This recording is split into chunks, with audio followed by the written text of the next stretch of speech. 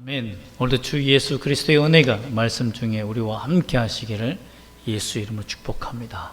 아멘.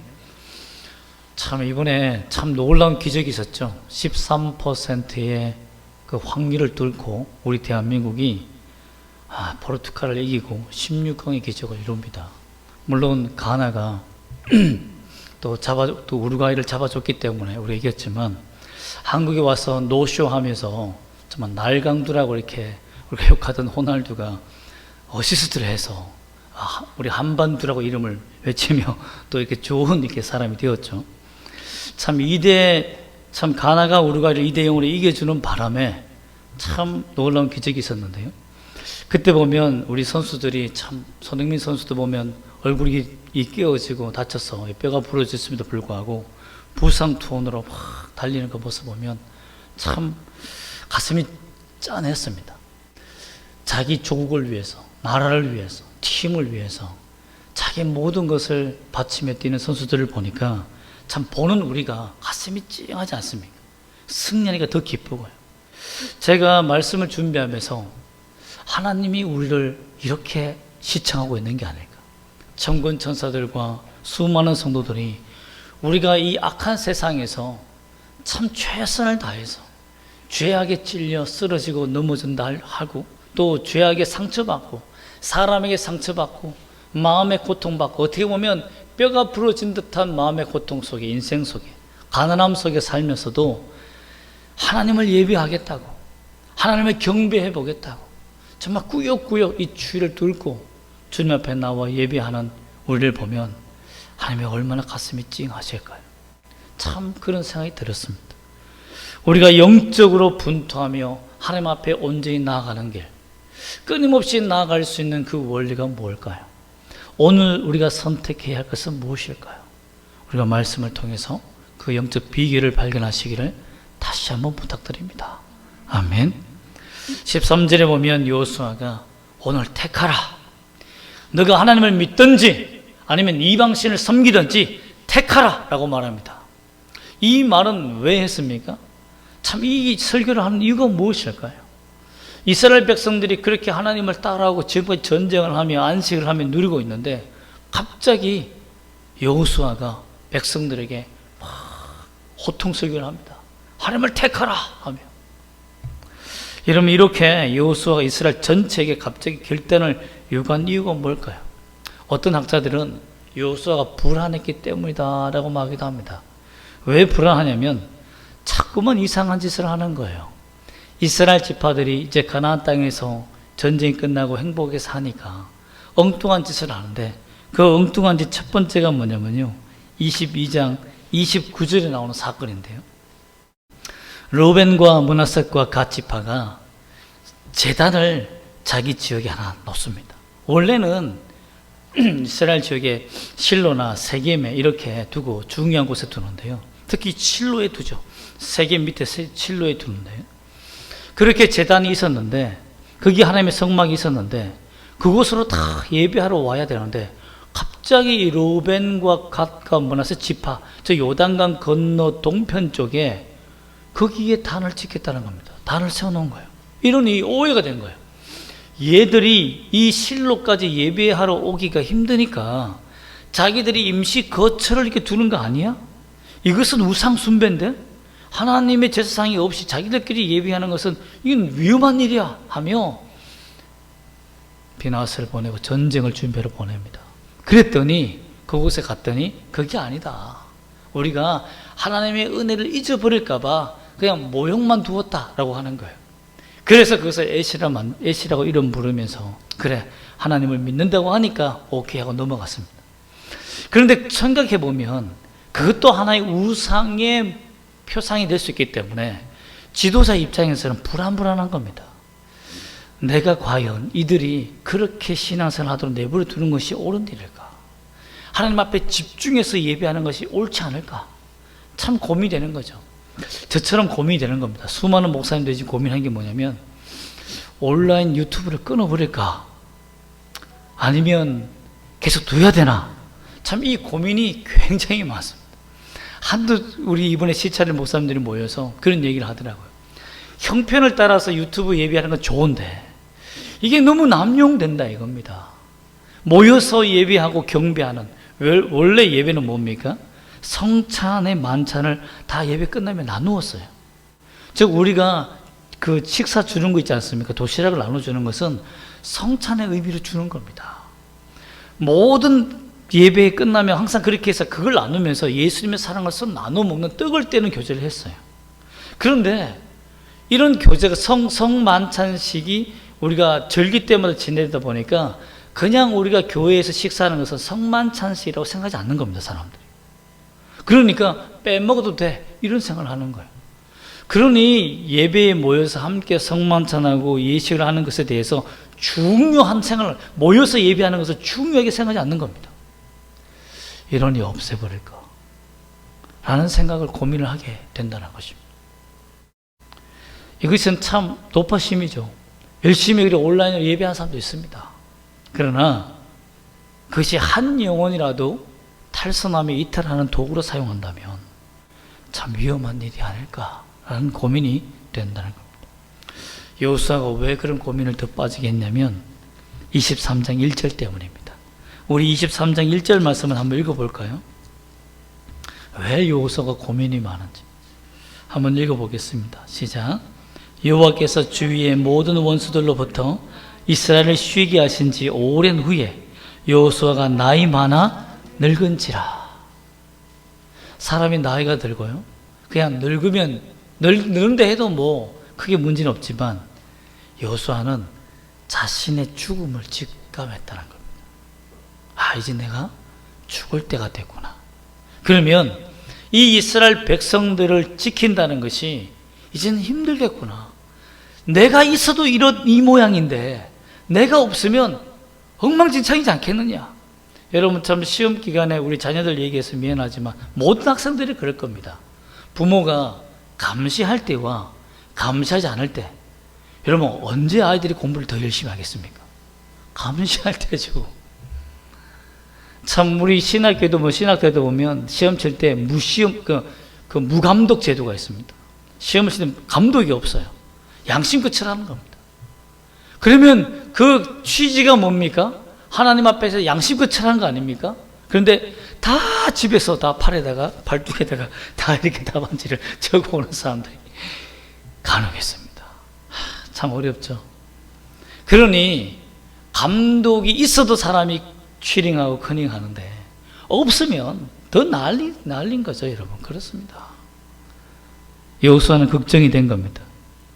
이들이 내가 죽으면 어떻게 할까? 특별히 이스라엘을 쉬게 하신 지 오랜 후에라고 되어 있으니까 전쟁을 쉬었다는 거죠. 영적 전쟁을 하지 않은 거예요.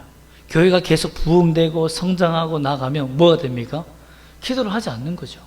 또 전도할 필요가 없네? 가만히 있어도 계속 사람들이 들어오네? 그러니 여러분, 그래서 조금 교회가 크게 되면 전도팀을 훈련시켜서 소수만 나가죠. 다 안 나갑니다. 나머지는 다 그냥 전도해온, 가만히 있어도 들어오니까 전도할 필요가 없는 거죠. 여러분, 우리가 영적 전쟁을 멈추면 어떤 현상이 생기느냐? 태만해지고 교만해지기 시작하는 겁니다. 기도 안 해도, 예배 안 해도 잘 되네.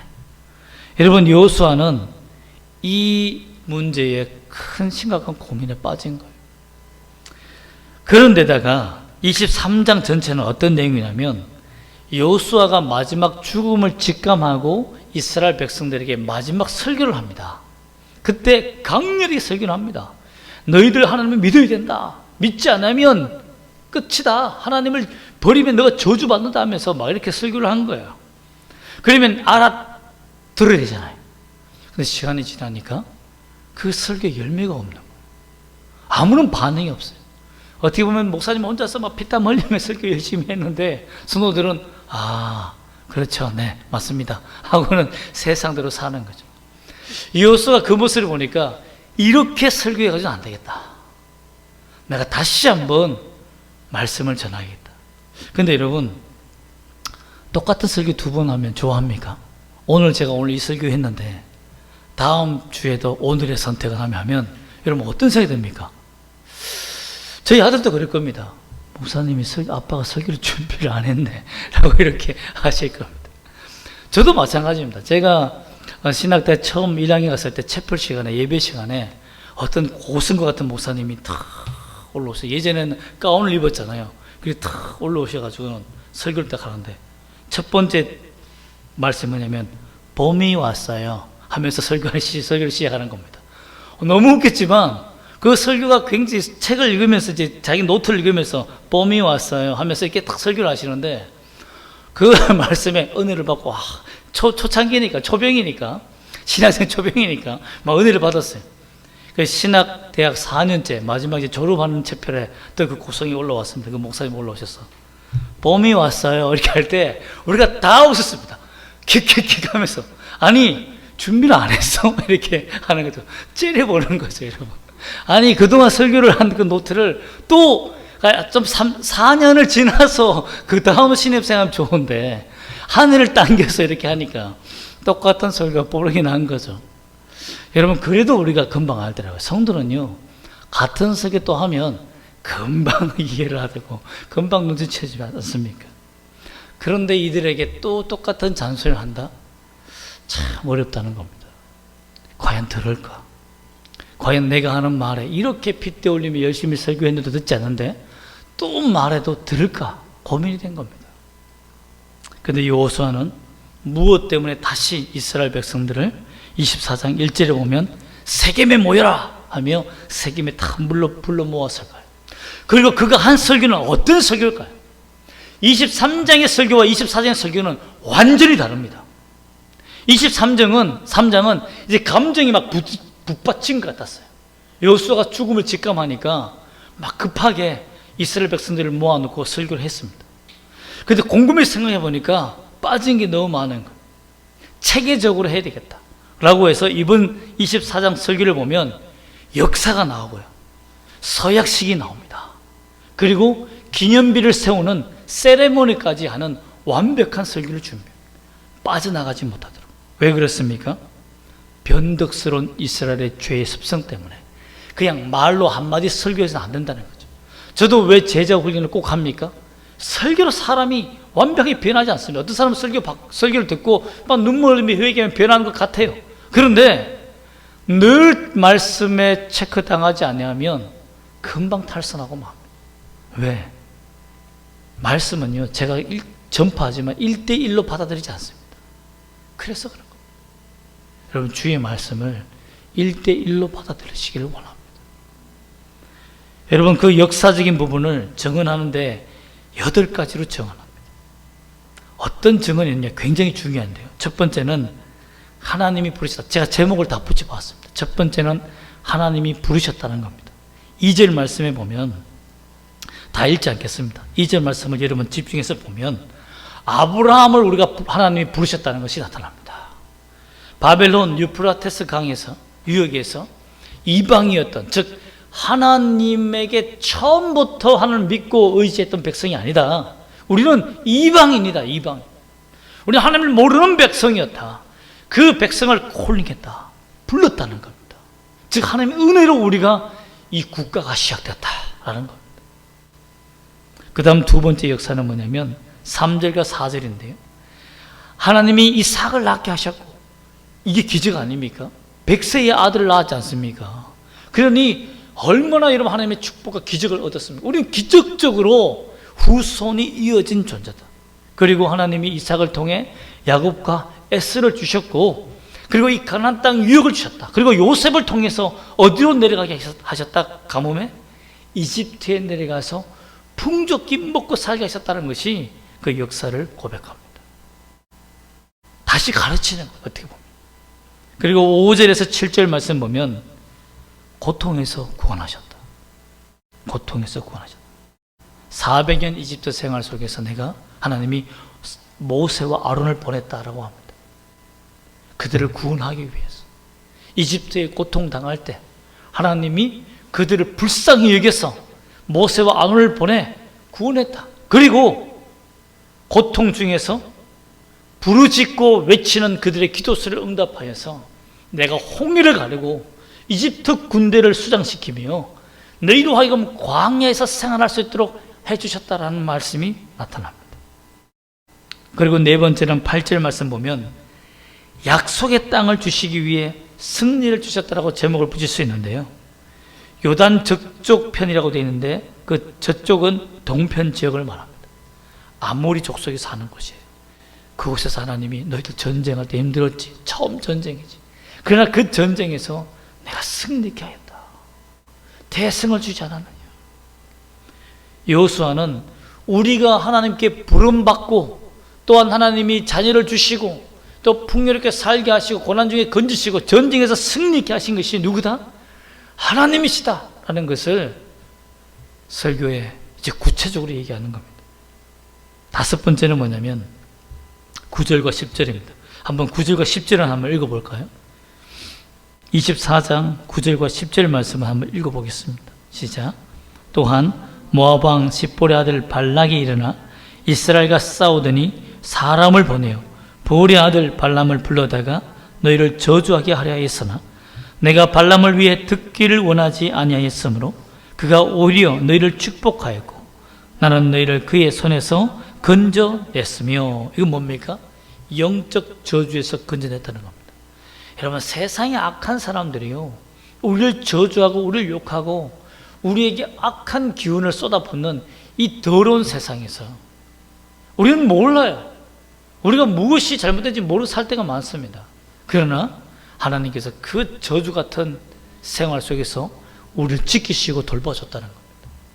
우리가 기도해서 그것이 해결된 것이 아니라 정말 하나님이 우리를 보실 때 얘 위험하구나 라고 해서 하나님이 직접 우리를 보호하셨다는 거예요. 그래서 여러분이 지금 이곳에 있는 겁니다. 그래서 여러분이 지금도 살고 숨쉬고 있는 거예요. 여러분, 하나님은 우리를 보호하신 줄 믿으시길 소망합니다. 여러분, 또한 여섯 번째 보면 11절입니다. 여리고성에 입성할 수 있도록 하나님이 여리고 서편 가나안 입성을 위해 전쟁에서 승리하셨다라는 말씀입니다. 약속의 땅을 주시기 위해 계속적으로 기적의 승리를 주셨다. 여리고성이라는 것은요, 굉장히 중요한 지역입니다. 그것은 낮은 지역이고 물이 많은 곳이어서 정말 대추야자 나무를 단 것이 없는 이스라엘 민족이거든요. 설탕이 없잖아요, 그 시대는. 그래서 단 열매인 대추야자 나무를 심어서 엄청 심습니다. 그러면 그것을 심고 팔기 위해서 사람들이 어마어마하게 모여듭니다. 그래서 여리고성은 사람들이 물을 발견하고 대추자자를 심어서 상업에서 거대한 도시가 된 땅이에요. 그리고 그곳은 군사 물자와 또 군인들과 수많은 경제와 군사 정치가 집약된 곳이 어디입니까? 여리고입니다. 그리고 여리고 성을 지었어요. 이중으로 아주 머리가 두뇌가 뛰어난 사람, 그 성을 하나님이 어떻게 했다? 무찔렀다. 그리고 그 비옥한 땅을 누가 차지했다? 우리가 차지했다. 그게 누구의 덕이냐? 하나님의 덕분이다. 그걸 설교하고 있는 겁니다. 12절에서는 이스라엘, 이 성경에 나오지 않습니다. 12절 말씀 한번 읽어볼까요? 이 성경이 기록되지 않는 사건인데요, 여호수아가 또 다르게 기록하고 있습니다. 24장 12절 말씀 한번 읽어보겠습니다. 시작. 내가 왕벌을 너희 앞에 보내어 그 아모리 족속의 두 왕을 너희 앞에서 쫓아내게 하였나니 너희의 칼이나 너희의 활로서 이같이 한 것이 아니며. 어떤 그 야사에 보면 이 전쟁에 대해서 이렇게 표현하고 있습니다. 전쟁 중에 이스라엘 민족들이 참 고립됩니다. 굉장히 어려움을 당해요. 그래서 어떻게 해야 되나 갈등하고 있을 때에 적들이 연합하여서 포위해서 공격하기 위해서 모여옵니다. 그때 이 호박벌 같은, 어떻게 보면 말벌 같은 종류인데요, 그 말벌들이 하늘에서 우 하고 오는 거예요.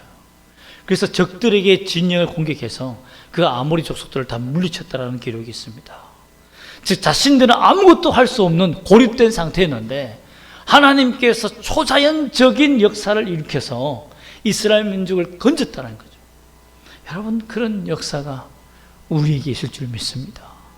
하나님은요, 우리가 어려움을 처할 때 하나님이 도와주시고 인도하시는 분임을 믿으시기를 소망합니다. 아멘. 또한 24장 13절 말씀 한번 다시 읽어보겠습니다. 한번 읽어볼까요? 시작. 내가 또 너희가 수고하지 아니한 땅과 너희가 건설하지 아니한 성읍들을 너희에게 주었더니 너희가 그 가운데서 거주하며 너희는 또 너희가 심지 아니한 포도원과 감람논의 열매를 먹는다 하셨느니라. 아멘. 여기서 중요한 게 뭡니까? 이스라엘 민족들이 가나안 땅에 이집트에서 출애굽하여서 물론 하나님께 범죄하여 그들이 38년의 광야를 있다가 돌아왔지만 그들은 시간 낭비라고 생각했을 거예요. 우리가 죄를 범하지 않았더라면 이렇게 광야에서 시간 낭비하지 않았을 텐데 라고 했을 겁니다. 그런데 여기에서 13절에 있는 말씀은 여호수아가 관점이 다른 설교를 합니다.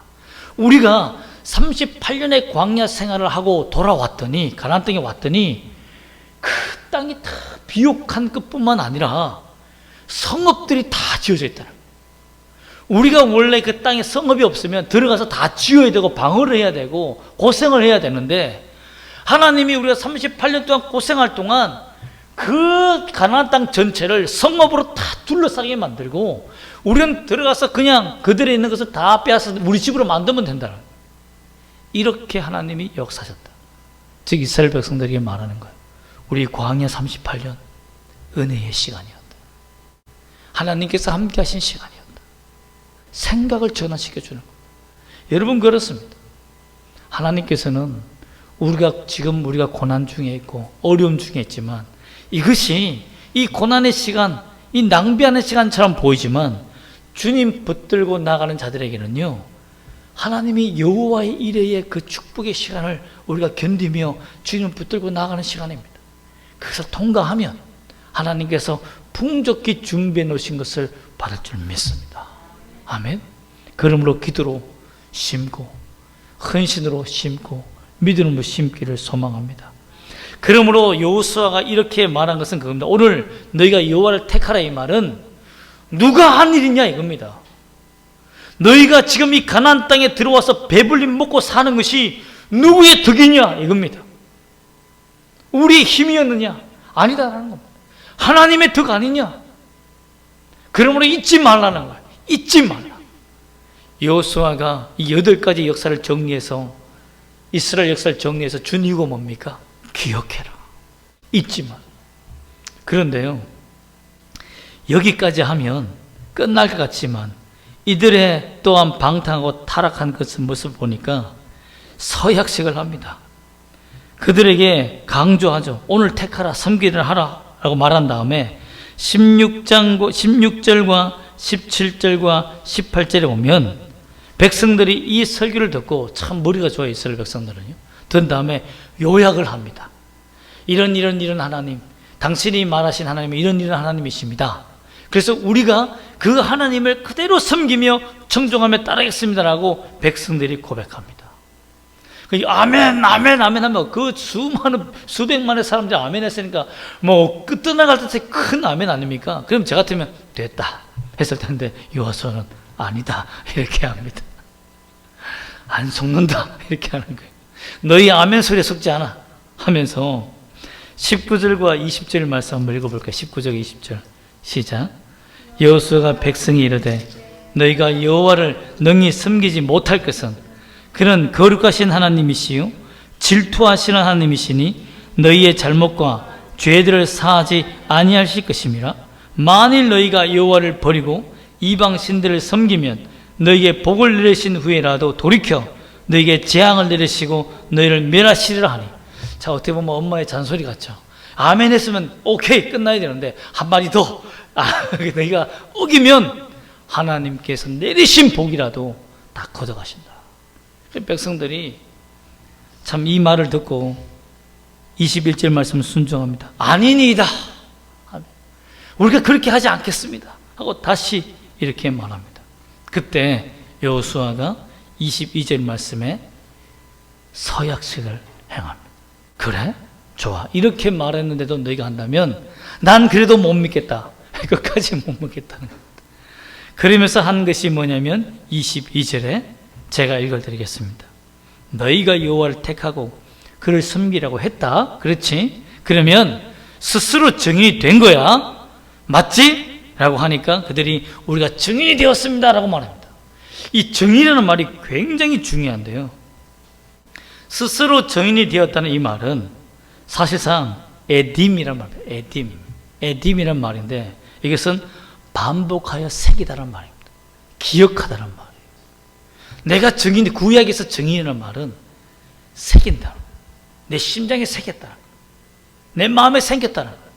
그러므로 주의 말씀을 절대 잊지 않겠다는 것이 증인입니다.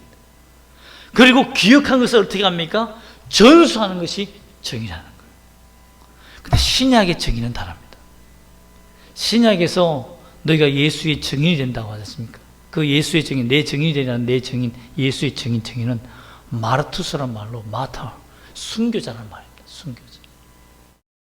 즉 신약 시대에는 우리가 예수의 증인이 되려면 내 생명을 걸고 죽는 거예요.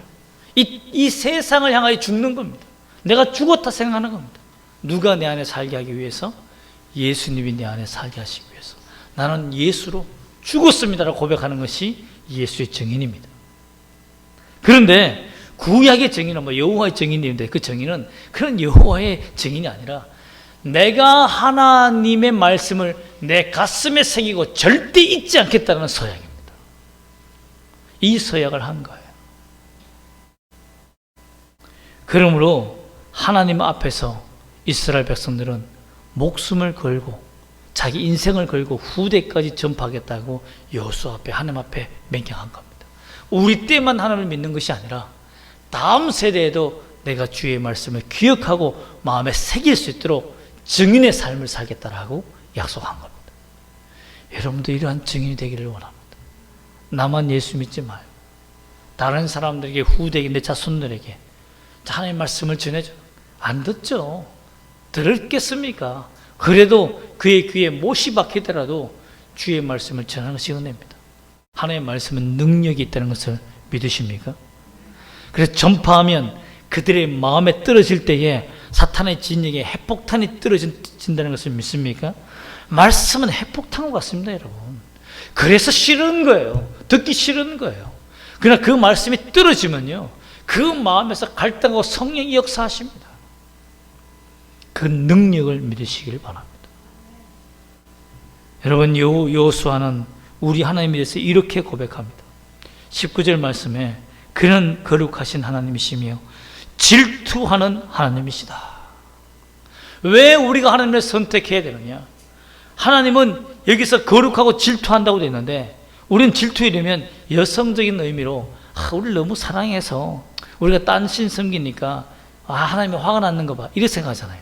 번역이 틀렸습니다. 질투라는 이 말은 엘칸노후라는 말. 따라합시다. 엘칸노후. 히브리어를 잘 하시네요. 엘칸노후라는 말입니다. 엘칸노후. 그는 질투하는 하나님입니다. 이 엘칸이라는, 칸느라는 말이 뭐냐면 열정 쩐다는 말, 우리말로 말하면 열정이 쩐다. 열정이 엄청나게 불같이 끓어오른다는 말이에요. 그래서 엘칸노후 이러면 하나님의 열정을 보라 이겁니다. 질투한다는 그런 개념이 아니라 하나님이 우리를 사랑하시기 위해서 그의 열정을 보라 이거. 열정을 보라. 힘을 다해 사랑하며 힘을 다해 주님이 우리를 위해서 도우시는 그 사랑의 열정 쩌는 것을 보라 이 말이에요. 하나님은 거룩하실 뿐만 아니라 우리를 향한 열정이 불같다라는 겁니다. 그렇기 때문에 하나님이 우리에게 원하시는 것이 무엇이겠습니까? 너도 내 열정을 가져라 이 말이에요. 여러분 앞에 있는 지도자가 가자! 이런데 네 이러면 여러분 힘이 납니까? 우리가 월드컵 때 보면 손흥민이 그럽니다. 시간은 다 됐고 참 이제 코너킥 올려야 되는데 우리 관중들에게 막 이렇게 왜 이러죠? 응원하라요. 응원. 지금 여러분이 칠 때가 아니다. 우리에게 응원을 달라. 함성을 달라. 우리에게 힘을 달라. 우리가 지쳐 쓰러진다. 힘을 달라. 여러분 그런 열정이 필요한 거예요. 여러분 그러므로 말미암아 이들이 받은 복이 뭡니까? 하나님 앞에서 증인이 되었습니다. 두 번째는 24절과 26절에 있는 국가로서의 역할을 감당해야 됩니다. 한번 25절 말씀을 읽어보겠습니다. 시작. 그날에 여호수아가 세겜에서 백성과 더불어 언약을 맺고 그들을 위하여 율례와 법도를 제정하였더라. 국가로서의 탄생을 사실 성막이 있는 실로에서 해야 되는데 세겜에서 한 것은 여호와의 제단을 그곳에서도 준비해 놨던 것 같아요. 원래 모든 언약과 면약은 하나님 앞에서 하는 겁니다. 그런데 실로에 가서 하지 않고 세겜에 모아서 설교를 했기 때문에, 세겜이 원래 축복의 산과 저주의 산 중간에 있는 거 아닙니까? 에벨산과 그리심산에 있는 중간에 있는 지역이기 때문에 그곳에서 한 거예요.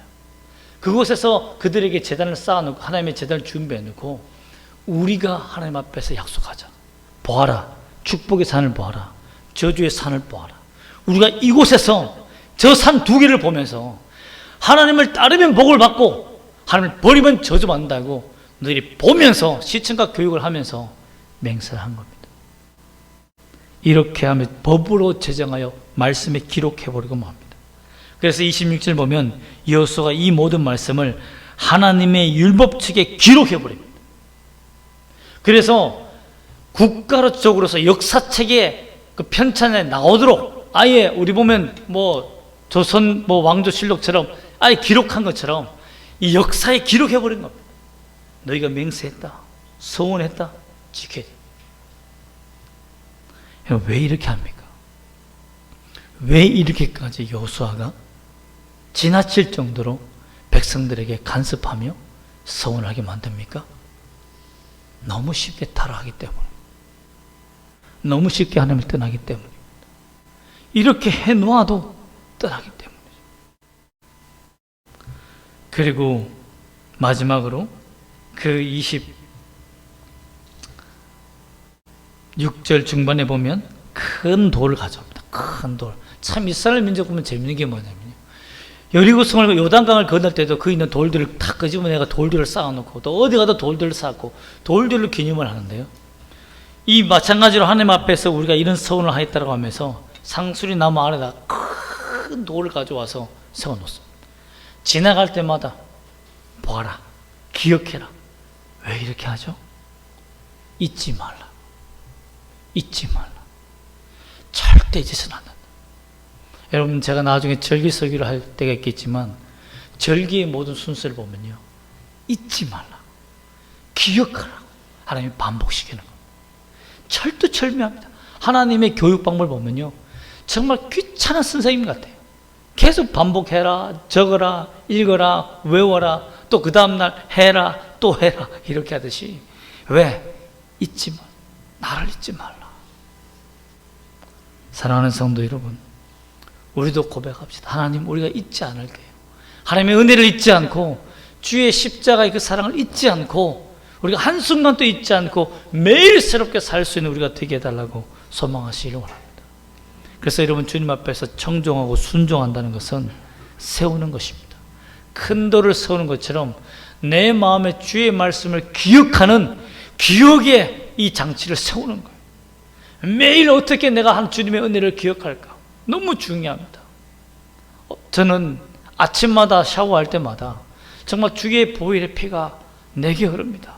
내 죄를 용서해 주세요 라고 주님의 십자가를 묵상하는 시간을 갖습니다. 너무너무 중요해요. 너무너무 중요해요. 하나님의 은혜를 묵상하는 시간을 만든다는 것이 엄청나게 중요해요. 여러분, 순종은 절대 이성적이 아닙니다. 왜 제가 이런 말 하냐면, 하나님의 말씀을 읽다 보면요, 이게 현실에 사는 게 맞아? 이 말씀대로 순종할 수 있어? 이런 생각이 많이 듭니다. 여러분, 아브라함이 이삭을 바치는 것이 이성적으로 맞는 일입니까? 이성적으로 맞기에 순종했습니까? 절대 아닙니다, 여러분. 순종은 이성과 반대돼요. 예수 믿는데, 하나님 믿는데 이성이 따르잖아요. 절대 하나님 못 믿습니다. 어떻게 믿습니까? 어떻게 아들을 바쳐요? 순종은 이성적으로 판단해서 하는 게 아니에요. 여러분, 제가 금요일도 제가 설교를 했지만, 마리아가 처녀로 있을 때 천사가 나타나서 아들을 낳는다라고 했을 때, 여러분, 그 즉시로 아멘합니다. 시간이 걸리지 않아요. 우리 같으면 어떻게 합니까? 하나님, 고민해 보겠습니다. 일주일간 고민해 볼게요 라고 했을 거예요. 근데 이스라엘 민족은 그렇지 않습니다. 이스라엘 민족은 어떤 논리를 했냐면, 전능하신 하나님의 말씀이라면 아멘입니다. 이게 훈련되어 있어요. 전능하신 하나님의 말씀이라면 1초도 생각하지 않습니다. 내 감정을 배려하지 않아요. 하나님, 내 감정이 이렇게 아픈데요? 내 환경이 이렇게 어려운데요? 그거 따지지 않습니다. 전능하신 하나님이 내게 말씀하셨으면 아멘입니다 하고 가는 거예요. 그 천사가 오케이 하고 떠나갔습니다. 하루 이틀 일주일 한달 걸린 게 아닙니다. 순종은 여러분 하나님의 은혜를 기억하고 하나님이 전지전능하신 분이라서 인정하며 그냥 눈 감고 아멘 하는 겁니다. 여러분, 예수님도 십자가에 돌아가시는 것이 이성적입니까? 우리를 위해서 한 사람이 십자가에 영웅은 살아서 이 역사를 이루어야 되지 않습니까? 영웅이 죽으면 끝입니다. 그런데 죽는 것이 이성적인가요? 그런데 고린도전서 1장 18절에 보면 십자가의 도가 멸망하는 자들에게는 미련한 것이더라고요. 이 세상 사람한테 미련해 보인다, 십자가. 그러나 구원을 받는 우리에게는 하나님의 능력이라고 했습니다. 한국 교회 초기 때 말콤 씨라는 선교사님이 오셨습니다. 많은 제자들이 따랐어요. 그리고 선교사님이 묻습니다. 우리가 하나님을 믿으려면 어떻게 믿으면 좋을까요? 하나님 믿는 게 뭡니까? 그 선교사님이 이렇게 말했습니다. 잠시만 기다려 보세요 하고 이렇게 말씀했습니다. 그러면서 뭐라고 했냐면, 무는 하늘을 향하여, 무 앞에 있지 않습니까? 무는 하늘을 향하여 심고 잎사귀는 땅을 향하여 심으세요 라고 이렇게 하고 갔습니다. 그 사람들이, 우리 한국 사람들 들을 때 이게 뭐야? 잘 몰라서 그런가 봐. 무를 심어본 적이 없구만 하면서, 너무 쉽게 말하면 좋은 데 살다 보니까 농사를 지어본 적이 없구만. 무가 어떻게 이렇게 위로해? 하면서 땅에 다 심어놓고 선교사님이 오면 한 수 가르쳐 주겠다고 기다리셨습니다. 그런데 한 사람이 선교사님 시킨 대로 뿌리를 줄기를, 잎사귀를 땅으로 심고 뿌리를 위에 심는 거예요. 아이, 바보 같으냐고. 그래 심는 게 아니잖아. 니 왜 이렇게 놀리려고 그래? 바보냐? 하고만 놀렸습니다. 그래서 선교사님이 잠시 뒤에 오셔서 거꾸로 심은, 자기 말대로 심은 그 사람은 칭찬하면서 이런 말을 합니다. 저는 무를 심는 방법을 알려주러 온 사람이 아닙니다. 하나님께 순종하는 방법을 알려주러 온 사람입니다. 여러분, 하나님께 순종하는 건요, 이성을 넘어서는 일입니다. 이성적으로 판단하는 순간 오면 그 이성의 뒷머리를 잡고 뒤로 잡아채세요. 그리고 아멘하고 나가는 겁니다. 여호수아가 부탁한 것이 그겁니다. 하나님이 전능하시고 지금까지 이렇게 인도해 왔으면 너희가 가나안 땅에 살면서 불합리하고 이렇게 살면 안 된다는 판단이 생긴 그때에도 아멘해라. 하나님의 전능하심을 믿고 아멘하며 주님만 붙들고 살아, 이겁니다. 아무리 해도 답이 나오지 않을 때에도 오직 하나님만 믿고 의지하며 나아가라, 이겁니다. 여러분도 그렇게 하시기를 원합니다. 아침마다 두 눈 감고요, 아멘하는 훈련을 하시기를 원합니다. 이렇게 하여 하나님의 말씀이 우리 삶에 그대로 이루어지시기를 주 예수 이름 부탁드립니다. 아멘. 기도하겠습니다.